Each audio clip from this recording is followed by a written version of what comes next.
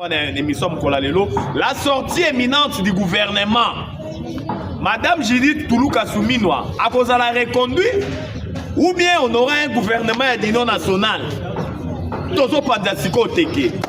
Tu as vu ça qui bino Zambé Zalara Congolais. Bah si j'ai auto-développé les lots au Sengi Nabino, bon liker, bon aimer, bon s'abonner massivement. Aussi comme un commentaire parce que les lots aux Panzateke peut-être n'a pas quoi les lots gouvernement Gopima mais aux gouvernement il y a l'union nationale l'union nationale je ne pense pas mais j'ai pressens c'est comme si Madame Judith Toulouka Souminoa l'actuelle première ministre elle sera reconduite mille l'équipe les lots antenne A Congolais des pères et des mères. Précisément dans la ville province à Kinshasa, antenne A boyebe ezali chaîne télévisée. Oyo eza chaîne yakala. Mais ni ne leki lelo na antenne A. Oyo ba service ya mboka ba militaire, ba encercler antenne A. Ni ne leki na antenne A. Donc ba tumsus balobi ote, ba ko récupérer mallette moko satellitaire na antenne A.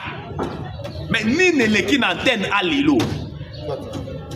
M23 batami kuna ou bien nini leki toko analyser moi dans l'émission ya Mukola Lelo sans plus tarder c'est votre humble serviteur Nakombo Jonas Ngandu surnommé Charles Onana toujours na chaîne abiso ya Bomesano auto sengi na bino bo s'abonner massivement pour les tozo panjateke Hippolyte Kanambe alias Joseph Kabila tata mokonzi ekolo ya kala Mopepa Kaina lelo ba esibiso Kabila na Abidjan.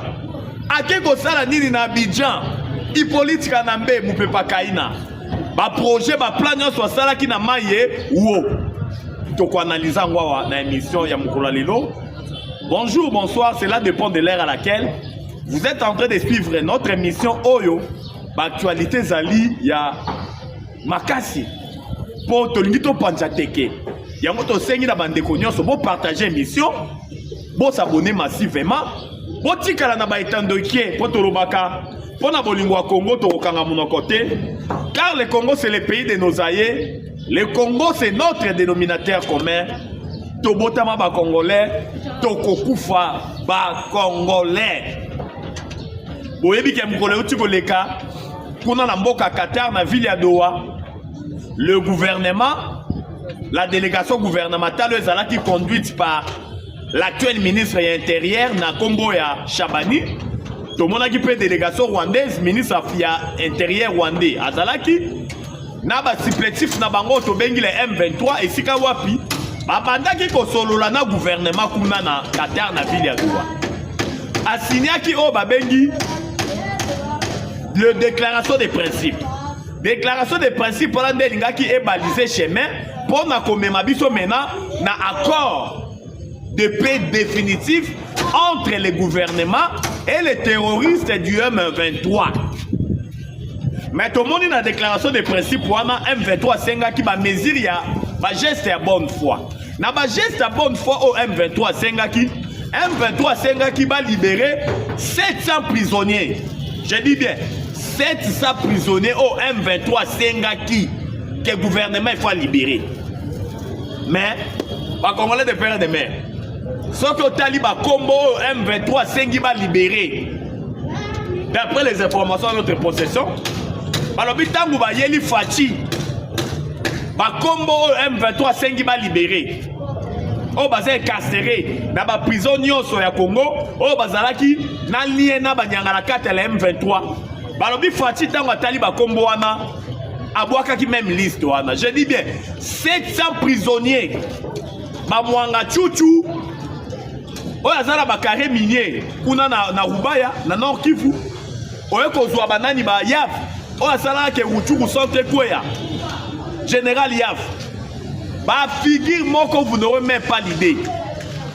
Oh banyanga la carte M23 ba sengi ba libéré. Yango to monaki lo lenge kani tata mokonzi ekolo. Fachi Béton très en colère. Dans la liste wana. Pour lelo, et ça mardi le 29 juillet. Le déclaration des principes est expiré. Aucune proposition est kokisami. Dans le lenge kani les deux partis basengaki. Gouvernement libéré à ta prisonnier mon côté. Dans 700 prisonniers nyonsoyo, M23 sengi ba libéré. Gouvernement a libéré à ta prisonnier mon côté. Badanga la carte la M23 ba leli, ba lobi mais biso to sengi a libéré boy ko libéré. Biso M23 to kokende na biso lisusu na Qatar te na Dohaté. Mais le président américain, les républicains, Donald Trump a parlé. Donald Trump a parlé. Les Congolais des pères et des mères, qui la paix a changé de côté. Nzambe Azalara Congolais, 30 ans de guerre, c'est fini. Plus de 10 millions de morts, c'est fini. Plus de 500 000 femmes violées, c'est fini. Déclaration des principes et expiré les lots. Aucune disposition n'a été respectée. Bah, geste non sur la bonne foi de part et d'autre. À mon côté, ça respecté. Surtout du côté du gouvernement. Bah, c'est inadmissible. Batika 700 prisonniers. Kaka d'emblée boué. Kaka mbalamoro boué. Batika 700 prisonniers. Yango bomoni lolenge kani. Nyangala kata oya Corneille Nanga. Président Seni Akala oya régional M23. Boba botole carré minier. Yango akenda ko se réfugié na Rwanda. Corneille Nanga lobi Tshisekedi daza na volonté politique ité ya ko respecter déclaration à principe. Bango M23 bakati makolo. Bakoni atali lisusu makolo na Qatar te na Dohaté.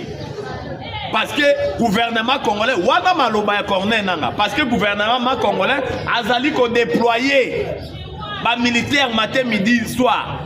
La rotation à vieux Zaliko Kita, la bisika tout est contrôlé par le gouvernement pour n'avoir qu'au tika militaire, armement lourd est déployé. Mais Tolo Bakayango, c'est lui qui fait la paix, prépare la guerre. C'est bien beau de dialoguer, c'est bien beau de faire les pourparlers avec le M23. Mais de l'autre côté, on doit aussi se préparer à la guerre. Yango Bokinanga Lobby, Tshisekedi n'a pas besoin de la paix. Tshisekedi n'a pas cette velléité de pouvoir trouver une solution politique. Na bitumba. Tshisekedi azo alingika bitumba. Yango momoni lo lenge kani. Corneille Nanga parlé. L'expiration de déclaration des principes. Aujourd'hui, mardi, expiré. Aucune disposition. Et ça respecté. Est-ce que il y aura la guerre ou comment? Il y aura la guerre. Non, je ne pense pas que non, il y aura la guerre. Parce que le président américain, les républicains, Donald Trump a parlé. Donald Trump a dit très clair dans Malobanaye. Outa mukolo ya lobby. Donald Trump a lobby. Na silisi bitumba ya Congo na Rwanda. Oh, ba Rwanda ba ndeko uta na kati ya Rwanda. Bazoya ko boma ba Congolais na mboka na bango. Là, ils ont maloba Donald Trump. Et puis, nazo senga na M23. Va respecter accord au cinéma qui est États-Unis d'Amérique entre le Congo et le Rwanda. Ils ont le désengagement. Il faut pas se désengager. Il faut pas cantonner Bango. Il faut pas identifier Bango. En Congolais, tu as vu ça. La guerre de l'Est, c'est déjà terminé. C'est déjà terminé. Raison pour laquelle Bomoni, Banyangalaka M23 va continuer à coller là. Mais chose étonnante, oh bino tout boyebi, et ça coûte étonnante. Hippolyte Kanambe alias Joseph Kabila, tata mokonza ekolo ya kala. Lelo na Abidjan. Kabila ki osa nini na Abidjan. Mouve pa kaina. Asala ki ba consultation na Goma na Bukavu. Suite ti lelo. Lelo aza na Abidjan. Kabila a commis le président américain Donald Trump Mukanda. Kabila lobby Donald Trump. Ba minéraux Tshisekedi azo proposer au Bosombaka. Ya Est. Il fallait qu'il y ait un référendum. Il fallait que les Congolais ne soient pas là, tondimi yango. Mais au Tshisekedi azali ko sala wana, ezali biete. Peuple congolais andimi oloko wana te. Maloba e politique Kanambe alias Joseph Kabila. Alors le peuple congolais andimi na ye partenariat stratégique ya vente ba minerai oyo lisole bandaki entre Fachi Beton na le président américain et républicain Donald Trump na 2019. Oh Zamba Salieke na 2025 Donald Trump azonga lisu na pouvoir po ba kosilisa lisolo ba bandaki na Fachi Beton. Kabila zali ko telemela yango. Alobi eza assurance te. Trump kolanda mambo Tshisekedi te. Mais oloko eza bénéfique oyo kosilisa bitumba na este. Kabila linga sala ka ba je oyo basala ye na papa na ye le sanguinaire Paul Kagame.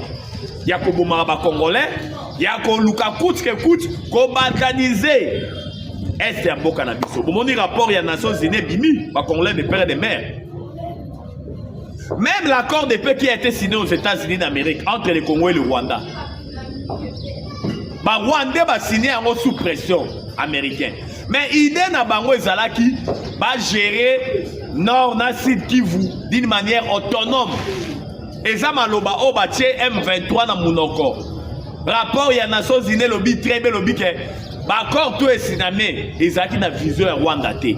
Rwanda se préparaki a sombaki minduki mbula ombula a formaki armée na étation ya ko contrôler est wana mobimba.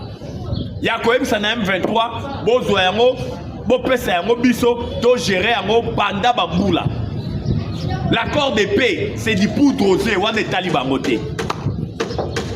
Yango to sepeli na ba déploiement ezali ko salima na est.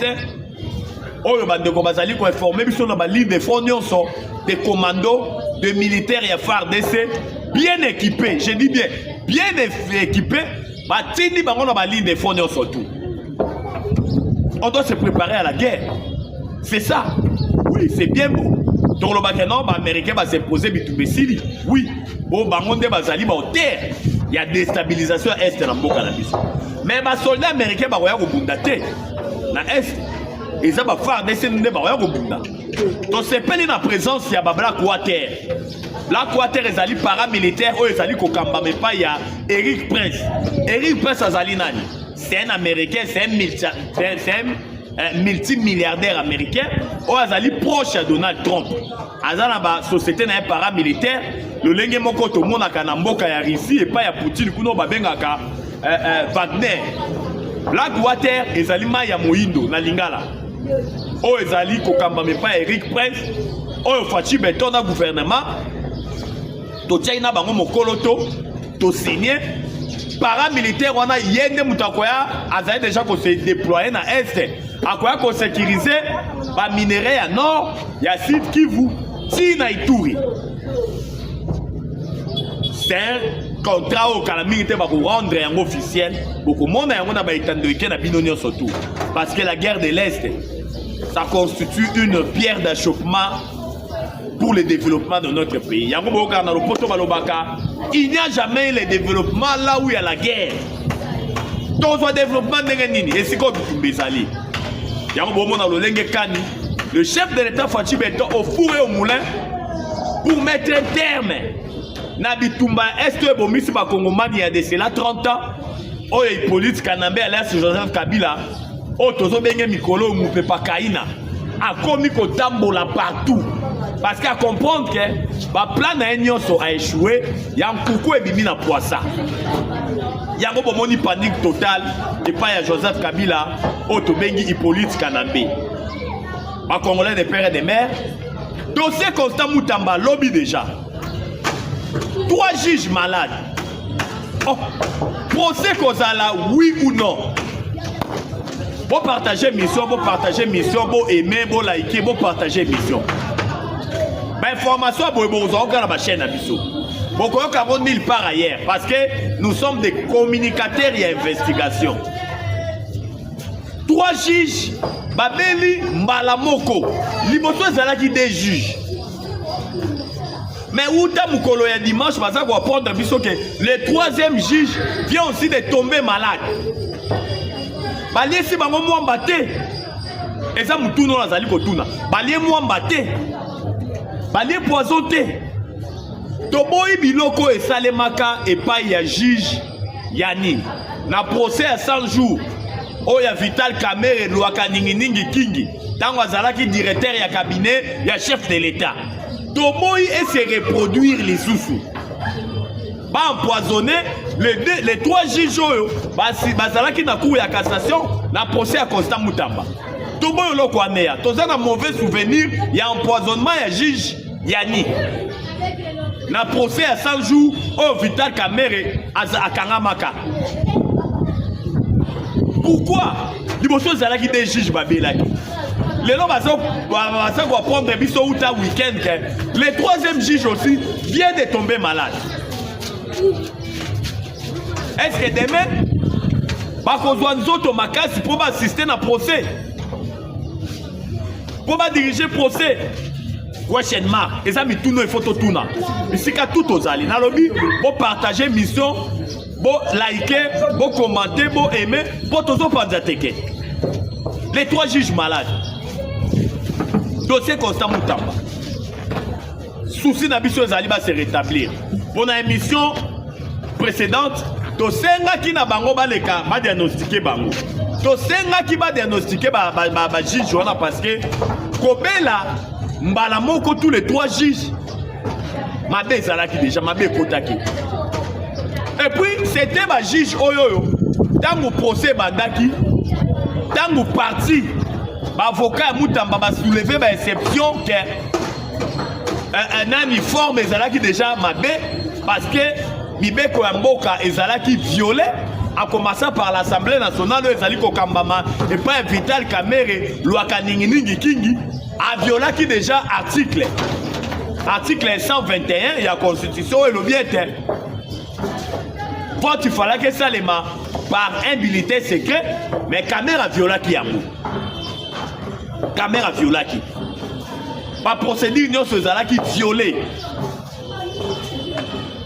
Tant avocat Moutamba ba komi ko soulever ba exception, to monaki lo lenge kani ba juge ba suspendaki procès pendant plus de 2 heures du temps. Donc quand dans 2 heures du temps ba suspendaki procès, ba ko se concerter entre bango ba juge, ba monaki déjà que bilinga. Le lenge kani makambo kendeli. La forme est vraiment violée. Vous voyez que les juristes ceux qui forment est violée. Font pour côté. Vous voyez qu'on rejeter déjà le dossier. Mais tout le monde étant donné que les instructions ont été données pour clouer Constant Moutamba. Parce que Constant Moutamba a dérangé. Il y a tout le monde qui le procès qui toujours repris et pour continuer. Tout ça parce que on veut clouer Constant Moutamba. Leur objectif principal, c'est d'envoyer Constant Moutamba dans la prison centrale Yamakala. Parce que Kabila a donné les ordres, les injonctions. Naba Kabili au bazan sillage, il y a Fachi Béton. Au bazan tout autour, il y a Fachi Béton. Que Constant Moutamba, on doit la faire arrêter. Il doit purger. Il faut aller vungouler dans la prison centrale Yamakala. Mais tu as vu si bango va échouer lamentablement parce que ba complot ba plan na bango nyonso na tu ebi yango. Boni tous les 3 juges les lobabela. Ni les autres kana CC wana. 3 juges tombés malades. Est-ce que lobi ba rejoindre to makasi 3 juges oyo ba assister na procès. Procès ko za la penza lobi. Na lolenge ka tomoni 3 juges ba beli. Interpeller Fachi Béton, Tata Bokondi Ekolo. Étant donné que vous êtes les magistrats suprêmes, vous devez avoir un œil regardant dans le procès Moutamba. La Bible nous dit la justice élève une nation. Tout le monde a quitté Fachi du pouvoir. Il a constaté que la justice de notre pays était malade. Maboko Banki entre magistrats et justiciables. Il y avait ça ne va pas. Dans une bosso tourne à Kassende. Yémen, oui, tourne à Kassende. Gouvernement ya coalition FCC cash. Tourne à Kassende na benga ki Yémen. Tourne à Kassende ki. Asa lolo amalonga te na justice. Yamboka na ministère de justice. Tozu Mama Rose Moutou. Maman yé foué na foué. Maman sali au côté. Deux kozwa Constant Moutamba Tungunga. Constant Moutamba Tungunga a donné une lueur d'espoir et pas à Bakongomane. Il est venu avec des réformes. Il a bancarisé tous les frais judiciaires. Boyebi ke ba magistrat, na ba justiciable ezala ki boye pas magistrat, nyo surtout ka maboko banque. Bozo pese ka na maboko. Mais Constant Mutamba ya lobité, pratique ou fait là, il fait dans la révolie. Mosolonio se fait kotara na banque. Yo eka na ba bordero la ki si magistrat. A poursuivre instruction. Toboy biloko maboko banque. Oh esali ete na ministère de la justice. Ils sont allés au-delà des assignations. Mon solo va prévoir que le ministère de la Justice est contre ça. Sous Constant Mutamba est triplé. À une réforme, vous n'aurez même pas l'idée. L'insaisissabilité des comptes des sociétés étatiques et privées. La caution judiciaire de 5%. Des réformes louables. Oh, Constant Mutamba Yenango. Constant Mutamba a organisé procès. Il y a moi n'habitinde ba Rwanda na kombo Corneille nanga. Constant Mutamba a instruire la haute cour militaire. Balongola ba imba senga na Sénat balongola ba militaire Joseph Kabila. Lelo oyoyo depuis mukolo ya mikolo l'équipe omoni procès ya Joseph Kabila. Ba inia Congo basangani bango nyonso. Na ba Vital Kamerhe lwaka ningi king en complicité. Bon Vital Kamerhe il faut voir la histoire des Congolais de père et de mère. Vital Kamerhe est fondateur de PPRD. Fondateur de PPRD. Regardez le mal que Vital Kamerhe est en train de faire. Sous régime à Fachi Beton. Aujourd'hui, Matata Pono a Kima. Vous savez que Matata a fui. Matata Pono. Il a volé l'argent à Bukangalonzo pour aller construire l'université Mapon. Wananga était Mutuna Lobi. Jean-Marie Kassambande à Luba. Matata a volé à Bukangalonzo pour aller construire l'université Mapon. Kuna la province de Maniema. Vital Kamerhe Lwaka Ningi Kingi a intoxiqué Matata Pono ti Matata Pi Akimi. Vital Kamerhe a lobby la Matata dans le procès à la Cour de cassation. Qu'on réponde à l'invitation. Les lots Matata Kimi. Mais nous avons l'information. Matata Kimi, tu partages mission, tu as na dossier Matata. Donc tu as Matata Azali bel et bien à ville province à Kinshasa. Mais Azan ambassade moko à Batami. Ya Guinée. Matata Batami l'ambassade moko ya Guinée. Azali awa. Mutu intoxica Kamerhe akimisa. Asa ya Matata podo akima. C'est Vital Kamerhe. Yé mutu ebisaka ko répondre à l'invitation ya cour ya cassation té. Et puis tu as une information que avant Matata Kima akende na ambassade ya Guinée. Matata Batama qui na résidence moko ya Vital Kamerhe Lwaka Ningi Kingi awa na ville province à Kinshasa. Botala mabe o Vital Kamerhe azali ko sala. O azali ko rendre Fachi Beton. O azali ko rendre notre pays. Quelqu'un qui a volé, étant donné qu'Azala qui compagnon de l'Itinayo, tant que vous avez pépère de Binonyoso, yango protégé Tina Souka, et Zali Pasipe Mawa. Yango tu es na Fachi Beton, hein, Fachi. Ce qui Vital Kamerhe Lwaka Ningi Kingi a considéré sa année 2025 comme président de l'Assemblée nationale, ça sera une erreur. Ça sera une erreur. Ça sera une erreur. Parce que Kamerhe Atikala Rosala jamais loyal à ton égard. Kamerhe Azana on a moi. Nabutu Kamerhe Azana Hippolyte Kanambe alias Joseph Kabila. Nabutu Kamerhe Azana impérialiste. Oh bazolu kaba déstabiliser yo. Kamerhe c'est un traître. C'est un caméléon. Il est vieux Kabasili. Parce que tant que Tolobaka, oh biso Tolobaka batu bandimaka yango pesa te. Surtout bato bazana siège na yo. Tout fois comme information la biso parce que nous sommes très bien informés. Ils le savent très bien. Nous les gens nous appellent de partout. Talaboy, Bimaboy, Lobaboy, Salaboy. Yango toi rappelle na baitando ke. Oh nzamba pesi biso ya makase zaka okoloba. Mais ozomona ba yini mboka bazola la te matin midi soir. Matata ndenge moko akimi akobata na ambassade ya Guinée. Nicolas Kazadi épargné na Assemblée nationale pour balongola ba immunité. Nicolas Kazadi aloba kete le régime est caractérisé par la jouissance. La gabegie financière était au rendez-vous. Ce qui m'ont un projet est au lien et puis hôtel à projet Sima. Mais Nicolas Kazadi épargné. Parce que Caméra a l'obité pour épargner Nicolas Kazadi. La personne qu'on devait sacrifier, c'était Constant Moutamba parce que Moutamba badait qu'on dérangeait. Biso toka déjà Caméra quelque part à Zolo Baete, ces petits-là, Moutamba. Donc on poussait na démission. Et puis on mémaé la prison Satan la Makale, il faut aller à Vungulé. Vous pensez que Bissika tout bolobaka, balobaka les murs ont des oreilles, hein? Oh tout Bissika bolobaka boka si batubayo karabinote, hein? Tout ça, ça prouve à suffisance le Lengue Kani, complot ezali, et zo continuer. Fatih Betoti le lazo travailler dans le système Yaba Kabili. Dans le système Kabili, Fatih Betoti travailler dans Bango. Parce que c'est inconcevable. Être kabiliste, les lois comme tshisekédistes, c'est inconcevable. Ça n'a pas de sens. Il y a un autre qui interpeller Tata Mokonzi Ekolo Fatih Beton. Il doit ouvrir l'œil et les bons dans le sillage naïe. À se souvenir toujours dans ma prophétie. Oh, ça les azam de ma prophétie, on a pouvoir naïe.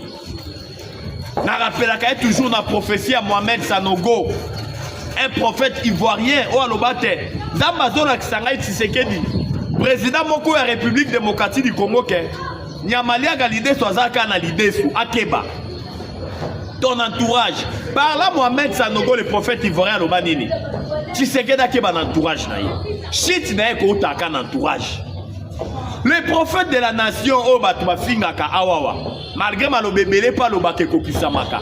Na combo ya Denis Lessi. Denis Lessi n'a fait 2024, Potokota en 2025. Denis Lessi avait prophétisé. Denis Lessi a lobby, Zambazola Sanga Tshisekedi a remis dans le pouvoir. Ça va m'boule bilé. Mais Zambazola Kisangaï, pourquoi y en a et qu'on a un entourage naïe. D'ores et déjà, dès maintenant, il doit prendre toutes les dispositions. Na bateau bazali zinga zinga na ye. Fatih Beton, bateau bazali zinga zinga na yo. Baya na politique à les corbeaux et les renards. Politique à Djalelo. Ata koto eza pembe bango ba lobate eza moindo. Po bazwa mosolo. Vous devez ouvrir les bons pour les Kambouya Congo. Et ça, les Kambouya Biso ba Congolais surtout. Sans plus tarder, qu'est-ce qui s'est passé aujourd'hui? Na antenne A. Au lot comme on l'équipe antenne A. Antenne A, c'est une chaîne télévisée. Oh yo yo. Balamouki l'on a tongo. Ma service intelligence baye na avenue du livre en esika antenne ezalaka encercler antenne à Motumba. D'après les informations de notre possession, ils ont une valise moko satellitaire. Oyo bazo suspecté zali na antenne A. Pour balobe ça tellement makasi. Que tant nous ont pesa ba sinon nango ba pareil sophistiqué o ezana maboko ya ba service intelligence na biso ba détecter que au loko moko ya makasi ezali kuna na antenne A na chaîne à télévision na kuna antenne A yango bomona ki utamkola lelo na ville milinga milinga ezalaki kuna côté ya BCDC na vendi livre et si antenne ezalaka ba service intelligence ya ke koti et kangi koto wana nyonso tout ba fouiller antenne à Mobimba. On nous signale que quelques personnes ont été arrêtées. Oh, dans le moment où tous ça l'émission, basa sous audition, basali koyoka bango pour na appareil sophistiqué wana ya nani ya valise satellitaire. Oh, baso suspecté et zali kuna na chaîne à télévision au tobengi na kombo ya antenne A. Pour ne pas s'éterniser na dossier wana, au tokotiki na ba service intelligence et ça la musala na yango. La sortie imminente du gouvernement. Peut-être n'importe quoi l'autre au gouvernement. Madame Judith Toulouka Souminoa, elle sera reconduite comme première ministre, oui ou non? Est-ce que ça sera un gouvernement d'union nationale, oui ou non? Je ne pense pas que ça sera un gouvernement d'union nationale. Je suis dubitatif. Parce que si nous sommes le moment n'est pas encore propice. Dans un gouvernement d'union nationale. Ouais. Le moment n'est pas encore propice. On aura un gouvernement peut-être. Il y a Madame Judith Toulouka Souminoa, l'actuelle première ministre. La première ministre actuelle, elle sera reconduite. Et puis, Naba ministre Ndé. Et ça, Naba ministre Bakokota. Là, vous devez retenir que non, Tokozwa Bilonga Sika. Na gouvernement, Judith Toulouka Souminoa D. Tokozwa Bilonga Sika. Maintenant, on a posé pour faire des commentaires. Na émission Mkola Lelo. Botika ba commentaire.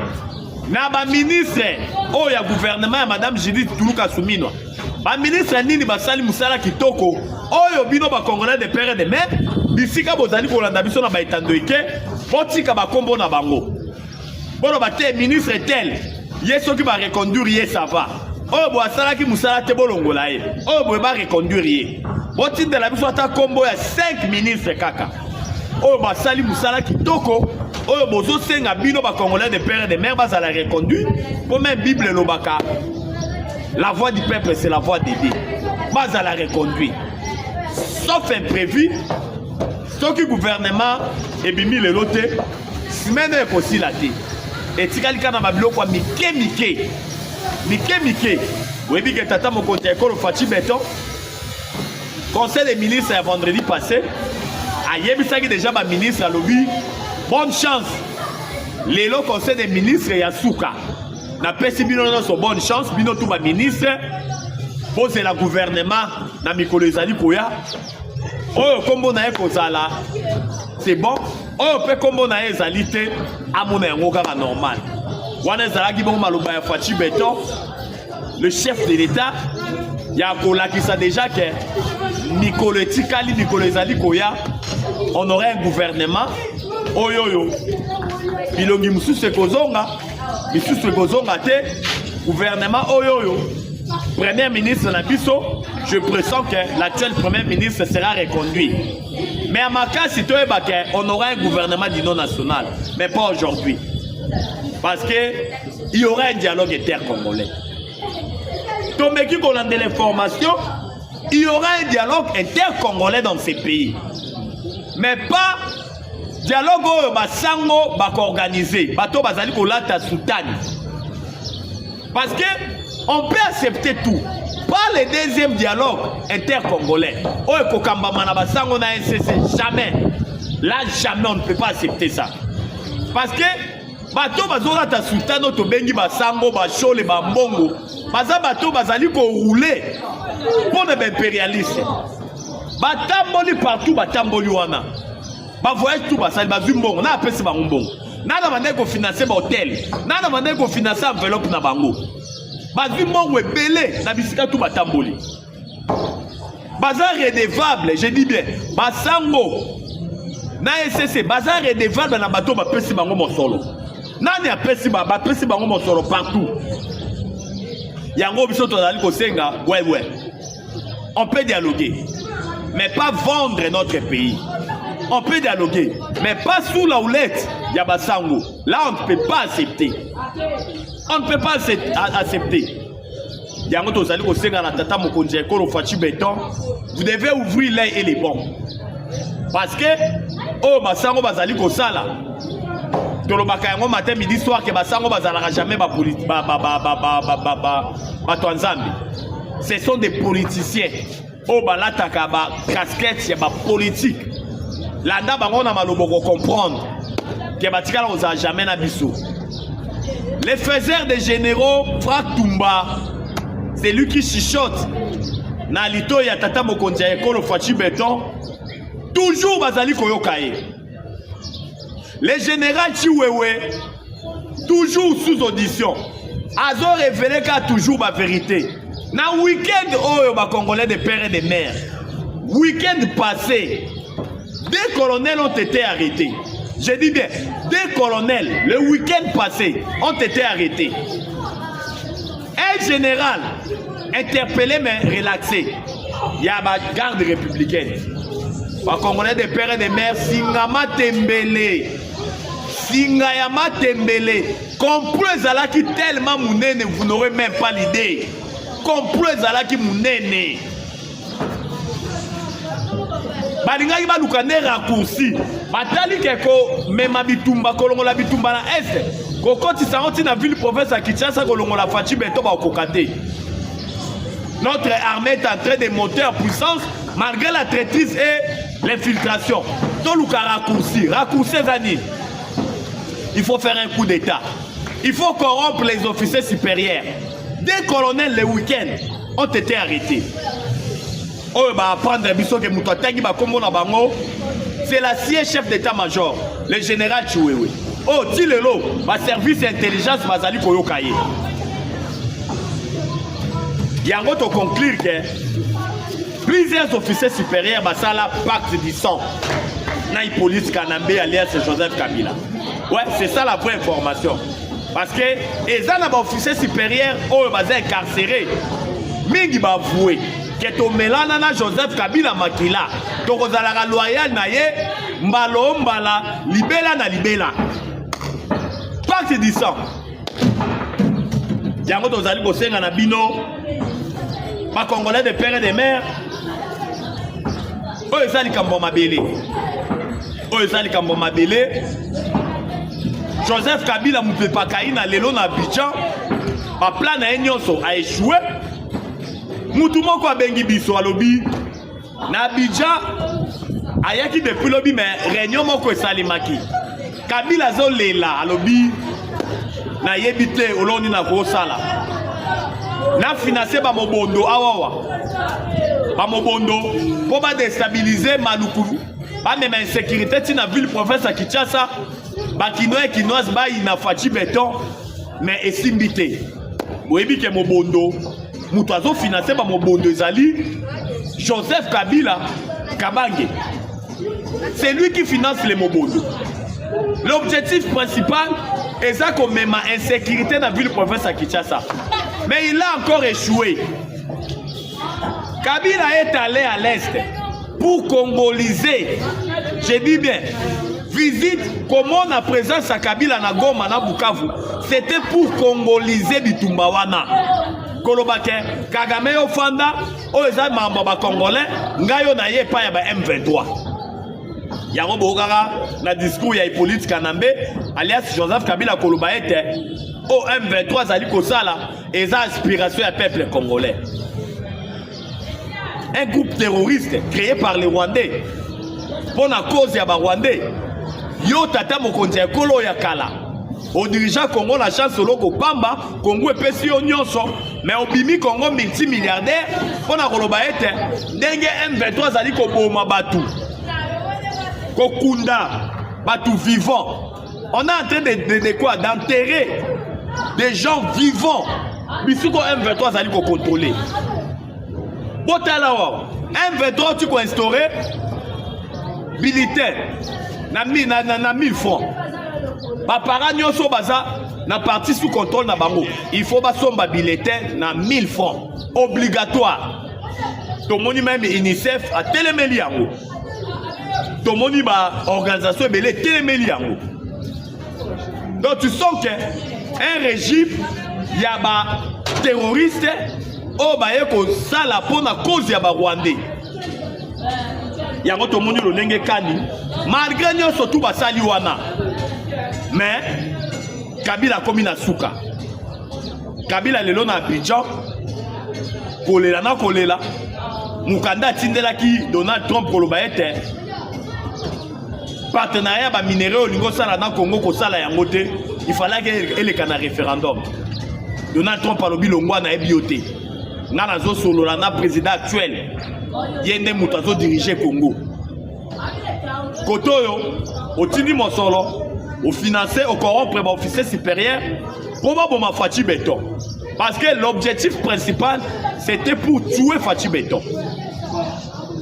soki boyoki ba audio ya chiwewe na ba message o bakangi chiwewe na ba téléphone na ye ba congolais ekopesa bino pasi pe mawa. Il y a des audios chiwewe parler avec Hippolyte Kanambe, Joseph Kabila. Chiwewe azali ko rassurer Joseph Kabila ke Tshisekedi azala maboko na ngai. Nakopesa yo Tshisekedi ngonga tunga na kolinga. Nakoboma ngonga tunga na kolinga ngai chiwewe. Ngai nde na sali Tshisekedi. Ah! Yondo sali Tshisekedi. Chiwewe ne s'attendait pas que bakanga ende bakanga ke na 3h na résidence na mikolo eleki. Ti ba ko soit ba téléphone na ye ba découvrir ba conversation nyonso tout. Oh ya bande ko solola depuis kala. Na police Kanambe alias Joseph Kabila. Chiwewe ne s'attendait pas à ça. Mais le quoi Nzambe na biso azalaka congolais. Nzambe alobi tete. Kibokonzi nyonso otaki pa na ngai. Tshisekedi soki azali wana eza po ngai Nzambe nde na lingi. Tshisekedi azala wana. Yango na yebisa na ba congolais tolinga Congo tolobelaka batu te. Fachi c'est un humain. Un jour il partira. Mais notre pays, le Congo, restera. Le Congo, c'est notre dénominateur commun. Ma Congolais de père et de mère, bisika tout bozali, tolobaka maloba ya kitoko pona mboka na biso. Tolobaka ya malamu. Totika ka maloba ya mabe, o toteka mboka o tokabula. Soki bateki Congo yo ozwa combien? Tolobaka ya malamu pona mboka na biso. Yango bomoni tolobaka, tomonaka Congo, tomonaka batu te. Tomonaka Congo, tomonaka ba intérêt te.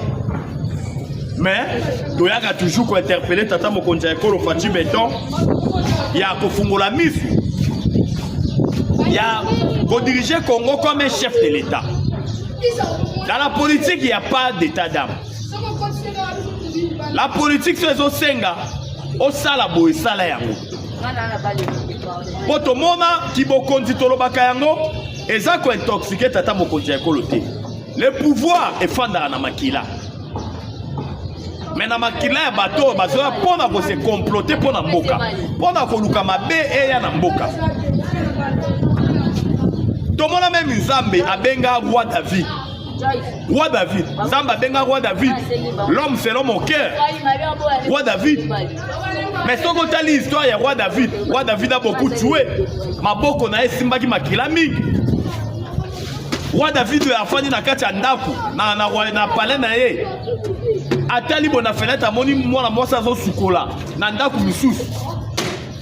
Atali kaka bote mwana mwasi wana ndenga monaki nzoto na ya lobi tete. Mwana mwasi wana za ya nani? Bakambine balobi te aza ya officier na yo moko azofunda bitumba kuna na ligne de front. Roi David a instruit na commandement militaire na lobi bozo officier na ngai wana botia esika bitumbeza makasi akufa ponga na tikala na zo mwasi na ye. Ba respecter ba tie soda wana esika bitumbeza laki makasi akufi. Roi David, l'homme selon le cœur de Dieu, a récupéré mon mwasi wana nde abota na ye roi Salomo. Nde abota na ye mwana na kombo ya Salomo. Oya komaki pe roi. Donc cela montre la suffisance que l'homme selon le cœur de Dieu, mais asibi makila mingi. Tolobi te tata mokonzi ya le fort bomba batu sur une unité. Mais dans la politique, il n'y a pas l'état d'âme. Pouvoir est fani na makila. Vous savez, il faut qu'on ait des décisions drastiques. Qu'on a dissuadé. Même des détournements, ils allaient au salim en Boka. Et ça pour comprendre que Fachi, Bakokanga, Bakotikae. Mais tant que tu as obimisa ba loi makasi na mboko ezake, tant que détourner ba pendre yo, tant que détourner génération na mobimba. O elandi, mutu mo ta osana ba société à l'état. Donc comment on a détournement na mboko ekosila. Dès que on a détournement ekosila. Il faut ba mesure ya makasi pour dissuader ba détourner. Pour na koyebisa bango ke oloko na oloko ezala na ebandeli pesa na suka na yango. O eza suka. O ezali tango ya bana mboka. Tango ya population. Ya oto zali ko senga na tata mokonzi ya ekolo Fachi Beton. Vous devez ouvrir les bons. parce que banguna basangani bazoluka coûte que coûte bayebi ke basi ba échoué mais souci na bango ezali baluka ba marge de manœuvre mpona kodestabiliser yo po oyo ezoleka na armée du jamais vu. Donc sepeli na décision ya l'actuel chef d'état-major na kombo ya Gilles Banza. Gilles Banza alobi ete aucun militaire, aucun officier supérieur akobima na kati ya mboka. Officier supérieur moko tabima. O nazobela prostate, o nazobela hémorroïde, o motema boye. Mutu akobima za teke nozwa baswe libanda. Surtout na armée, surtout na oyo etali ba officier supérieur. Biso na bino tozali awa. Biso nyonso tozawa. Poko yoka oyo l'actuel chef d'état-major Gilles Banza lobi Singama Tembele. Plusieurs officiers supérieurs bayebaki complot oyoyo, bayebaki déstabilisation nyonso oyoyo. On nous signale même que Tamou Gome Kouya, les officiers supérieurs savaient que Gome Fake Kouya. Il fallait l'armée rwandaise a récupéré Goma. Les officiers supérieurs mingi bayebaki que Gome Kouya. Bayebaki yango. Yango to sepeli na décision prise par l'actuel chef d'état-major Gilles Banza pour interdire kobima nyonso ba officier supérieur bango nyonso po bazala na mboka mutu akobima za te parce que bakombo ezokontinue kotangama baza ebele oyo basi batambusaki deja mbongo oyo basi balobaki d'accord tozosala coup d'état tozoboma Faci Beton mais nzambe na biso le fait kazalaka congolais aboyaki likama et la tata mokonzi ya ekolo yango bomoni lolenge kani Zambe azali kolongisa tata mokonzi ya ekolo Faci Beton na mabe nyonso oyo baini ya Congo batie liboso na ye po baboma ye po bakweyisa ye parce que objectif principal na bango bayebi ete une fois tolalisi mutu ya Tshisekedi et qu'on permettre maintenant de balkaniser Congo. Leur objectif principal, c'est la balkanisation de notre grand et beau pays. Yango to senga moment où est un moment de unité. Nous devons rester soudés. Nous devons rester unis. Na bomo konde to kulunga. Mais ceux qui sont divisés, to kolonga te po banguna bakoya. Bakokabula biso. Procès Constant Moutamba. Dozoro la procès Constant Moutamba mingi parce que tolobaki on a des biens émission. Toboyi ba jijo bazali kobela mabeye na bango. Parce que ba juge bango mo ba comprendre que kuna na cour ya cassation dossier à Constant Moutamba za vide. C'est un dossier vide. Parce que on peut détourner mon solo oyo suis. Mais ceux qui ont vu mon soroté, ça n'a pas de sens. Il y a un moment où le juge va comprendre l'obité. Le sang est vide. Mais le col instruction est outil du colo. Le col a clan Kabili. Il y a un Kabili, c'est un Sangani. Il y a une jonction qui n'est pas Kabila. Moutamba il faut que nous vungulé la prison centrale à Makala baza na choité mais le dossier est vide. Le dossier est vide. Yango bomoni lolenge kani justice Yamboka na biso 3 juges malades to éviter ceux qui lobby ba ko assister na procès. Lobby ça les 30 juillet to éviter ceux ba ko assister na procès lobby. Et puis comme vous le savez, le 31, et à la procès à Hippolyte Kanambe, alias Joseph Kabila, ou peut-être tu pouvez pas sortir dans jour tu pouvez pas sortir Joseph Kabila jour parce que oh Kabila sali ezali haute trahison. C'est la haute trahison. Oh Hippolyte Kanambe, alias Joseph Kabila sali. C'est la haute trahison. Comment on a le lenge kani azalaka des mèches naba rwandais parce que c'est un sujet rwandais tolobaka ngwa connaissance de cause avec ma preuve à l'appui toyebi sarabino loko moko les deux armées étrangères tant mboka na biso ezalaki occupé babundi na Kisangani l'armée rwandaise et l'armée ougandaise.